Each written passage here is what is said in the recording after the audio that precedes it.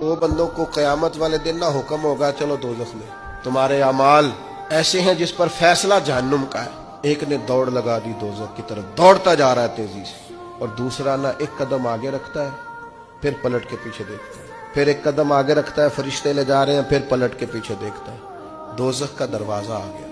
रब करीम की आवाज रहमत आई, ने वापस बुलाओ ना, दोनों को वापस बुलाया। सारा कुछ जानने वाला रब पूछता है, वो जो दौड़ के गया था उससे पूछता है दौड़ के क्यों गया तू? वो कहता है मालिक जिंदगी में तेरी मानी कोई नहीं, सोचा चलो आज ही मान लूं। अल्लाह की रहमत को जोश आया, फरमाया इसे तो भेजो ना जन्नत में। चलो इस वक्त ही सही, इताअत का जज्बा तो बेदार हुआ ना। दूसरे से पूछा भाई तू क्यों नहीं जा रहा था?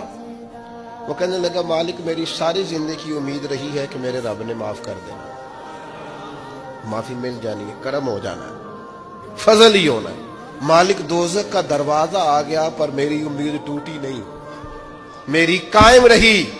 और जब तेरी आवाज़ रहमत आई ना कि आ जा, तो फिर मेरे अंदर से वो अकीदा और तगड़ा हुआ। देखा ना, बुला लिया ना तेरे रब ने, आ गई ना रहमत की आवाज, बुला लिया ना।